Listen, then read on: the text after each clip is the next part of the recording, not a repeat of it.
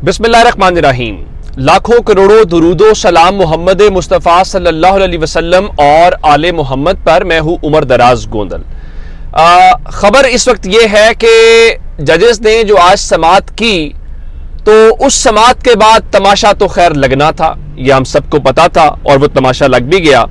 अब आप कहेंगे कैसे? जब जजेस बात करेंगे एजेंसीज की मुदाखलत की, जब जजेस कहेंगे कि एजेंसीज हमें जवाब दें, तो उसके बाद अगला नतीजा भी सामने आएगा और अगला नतीजा सामने आ गया। आज जो सबसे ज्यादा सुप्रीम कोर्ट के जज के अलावा किसी जज का हवाला दिया जाता रहा वो जस्टिस बाबर सत्तार का था। जब पेशावर हाई कोर्ट, जब बलूचिस्तान हाई कोर्ट, हर तरह की बातें हुई कि फलां हाई कोर्ट भी कह रही है मुदाखलत हुई, फलां भी कह रही है, तो उनका जस्टिस बाबर सत्तार जैसे आजकल निशाना है। तो उनका जैसे सच कोई बोलता है तो कैसे उनका जैसे बाबर सत्तार के साथ आज कुछ हो रहा है। तो अदील सरफराज सुप्रीम कोर्ट को कवर करते हैं। उनका आज कोर्ट कवर करने वाले बहुत सारे जो रिपोर्टर्स थे वो इस बात के ऊपर हैरान थे कि जब जस्टिस बाबर सत्तार वाला मामला इतना पेचीदा है और उस सब के बीच में काजी फायज ईसा साहब ने एक बार भी अटॉर्नी जनरल से कोई जवाब तलब नहीं किया कि आखिर अगर ये इल्जाम लगाया जा रहा है कि उनके ऊपर किसी किस्म का कोई इल्जाम है या सारी चीजें हैं,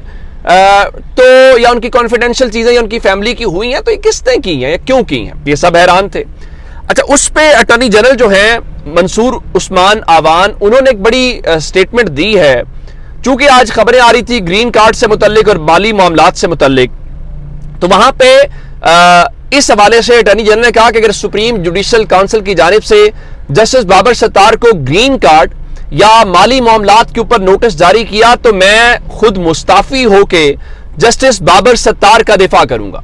लेकिन अब मैं आपको बताना यह चाहता हूं कि जो जस्टिस बाबर सत्तार वाला मामला है वो बहुत सारे लोगों के गले में पड़ा हुआ है। उसकी एक वजह है, उसकी वजह यह है कि गुज़श्ता रोज जो समाअत हुई, जस्टिस बाबर सत्तार ने जिस तरीके से इंटेलिजेंस ब्यूरो तो इस मामले में भी फरीक है, जिनको कहा गया है कि आप जवाब दें, उनके हवाले से जो कुछ उन्होंने कहा, जिस तरह से उनको ट्रीट किया, तो वो मामला है। अब मैं आपको बताना यह चाहता हूं कि एक मौसूफ, मैं आपके सामने 2-3 नाम लेता हूं कि मोहसिन नकवी किन का नुमाइंदा है। चलें, आप कहेंगे पता नहीं किसका नुमाइंदा है। अनवारुल्लाह काकड़ किसका नुमाइंदा है? कौन उसको लेके आया? उसको भी छोड़ते हैं। फैसल वावडा किसका नुमाइंदा है? फैसल वावडा किसकी नुमाइंदगी करता है? वो किसी सियासी जमात से नहीं है, वो टीवी टॉक शोज में बैठता है, वो धमकियां देता है कि ये होगा, मुज़ाकरात नहीं होंगे, फलां, ये सारी बातें। अब अंदाजा लगाइए कि जस्टिस बाबर सत्तार के मामले के ऊपर जो रजिस्ट्रार इस्लामाबाद हाई कोर्ट हैं उनको एक मरासला या खत लिखा गया है, और ये खत लिखा गया है फैसल वावडा की जानिब से जो सेनेटर हैं। और आप जानते हैं कि उनको किसने सेनेटर बनवाया? उनको पाकिस्तान पीपल्स पार्टी ने सेनेटर बनवाया। तो पीपल्स पार्टी इस मुहिम में मुस्लिम लीग नून के बराबर की शरीक है, लेकिन आपने उनकी तकरीरें या बातें जो हैं वो एक अलग से सुननी है।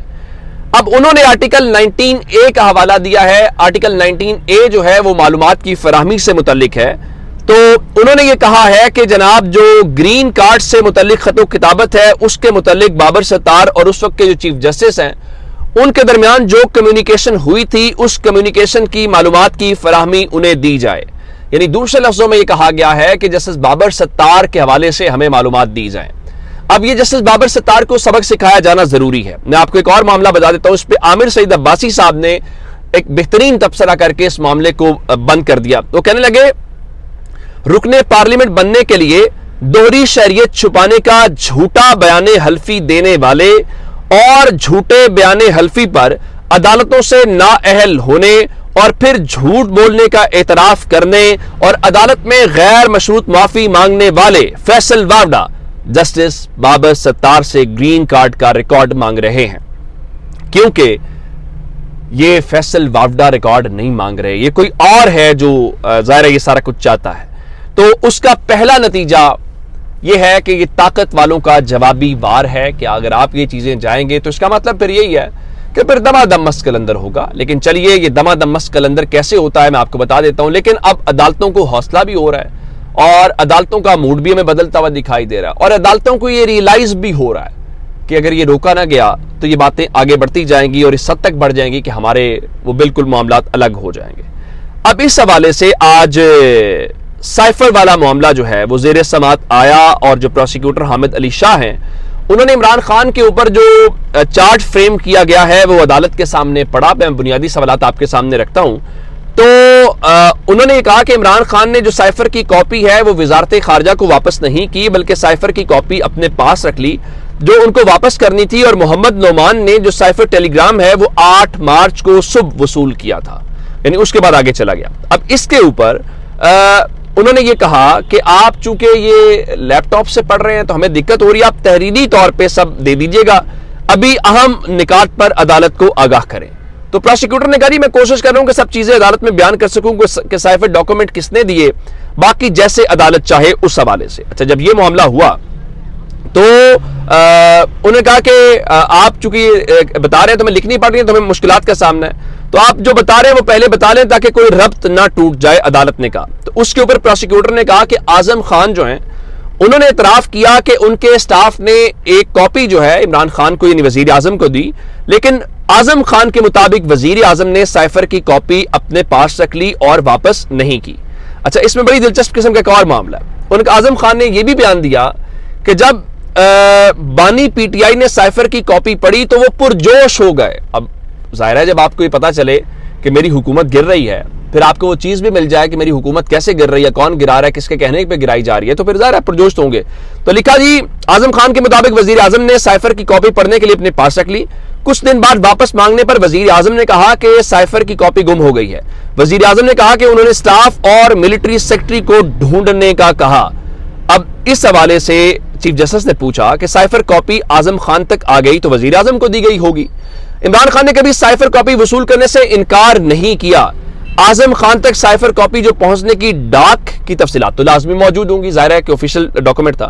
تو کیا سائفر کی کاپی اعظم خان سے وزیر اعظم کو جانے کی بھی کوئی شہادت موجود ہے؟ یہ بھی ہے کیونکہ اعظم خان تک تو آپ نے یہ کر لیا. تو ایف آئی اے کے پروسیکیوٹر نے کہا جی سارا کچھ موجود ہے, ان اور آؤٹ کے جو رجسٹرز ہیں وہ ہوتے ہیں. اب جب یہ معاملہ ہوا تو عدالت نے اس حوالے سے یہ کہا کہ اعظم خان لاپتہ ہوا تھے اور لاپتہ ہونے کے بعد ان پر ایک مقدمہ درج ہوا تھا. تو اس مقدمے کا کیا احوال ہے؟ کیا وہ ڈسچارج ہو گیا تھا؟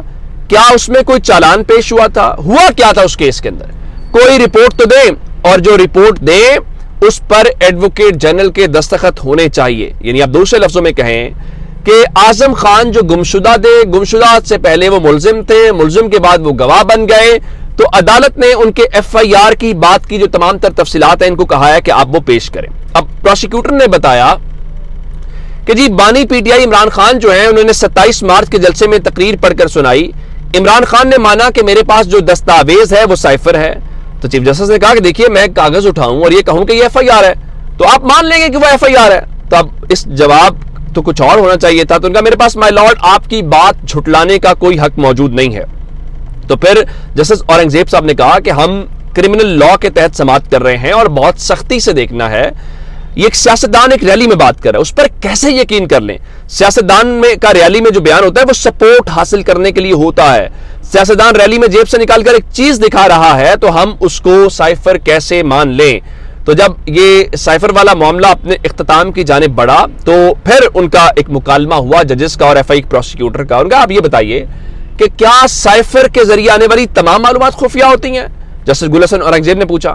تو ایف آئی پروسیکیوٹر نے کہا جی سائفر کے ذریعے آنے والی تمام معلومات خفیہ ہوتی ہیں. تو چیف جسٹس نے پوچھا اگر کوئی بیرون ملک سے موسم کا حال بھیجے تو کیا وہ بھی خفیہ دستاویز ہوگی؟ تو پروسیکیوٹر نے کہا کہ سمجھنے کی بات ہے, کوئی موسم کا حال کیوں بھیجے گا؟ تو پھر جسٹس اورنگزیب نے کہا کہ جنگی حالات میں کوئی پاکستان سے متعلق نقشہ کسی کو دو تو وہ الگ معاملہ ہے, اگر کوئی تھریٹ کرے تو کیا یہ جاننا پبلک کا حق نہیں ہے؟ وزیر اعظم تو عوام کا نمائندہ ہوتا ہے, یہ اس کی ذمہ داری ہے. یوں عمران خان کی, جس کو میں لاٹری کہہ رہا ہوں, ان کا اگر مجھے کوئی ڈرائے, کوئی دھمکی دے تو وزیر اعظم اپنی عوام کا نمائندہ ہے, تو کیا وہ اپنی عوام کو نہیں بتائے گا کہ بھائی آپ لوگوں نے مجھے حکومت میں بھیجا ہے, اب مجھے کوئی گرا رہا ہے؟ تو میں اس کے اوپر اکثر یہ کہتا ہوں کہ اگر عمران خان کو کوئی کہہ رہا ہے اس کی حکومت گرانے سے متعلق اور اس کو کوئی چیز آ گئی ہے تو جناب وہ کیا انڈیا کے لوگوں کو بتائے گا یا اپنے لوگوں کو بتائے گا؟ ظاہر ہے وہ اپنے لوگوں کو ہی بتائے گا, اور اپنے لوگوں کو جب وہ بتائے گا تو اپنے لوگوں کو بتانے کے حوالے سے کیا کہتے ہیں کہ کیا اس کے اوپر آپ اس کے اوپر مقدمہ بنا دیں گے؟ یہ بڑا ہی ایک اہم قسم کا سوال ہے. پھر ایک اور بات ہے, بھٹو صاحب نے بھی ایک کاغذ لہرایا تھا راجہ بازار پنڈی میں, اب عمران خان نے یہ لہرایا ہے, تو اب کیا سیاست دانوں کو اپنے لوگوں کو اشارتاً اشاروں کنایوں میں بات کرنے کا حق نہیں ہے، لیکن اب عدالت نے اس کی جو سماعت ہے وہ مزید سماعت جمعرات تک ملتوی کر دی ہے، کیونکہ کل تو پبلک ہالیڈے 1 مئی کی، تو اب 2 تاریخ کو اس کیس کی سماعت ہوگی. تو یہ معاملہ فی الحال عدالت کسی اور جانب لے کے جاتی ہے، اور میرا خیال ہے سائفر اب ٹکتا ہوا دکھائی نہیں دے رہا. اپنا بہت سارا خیال رکھیے گا. خدا حافظ.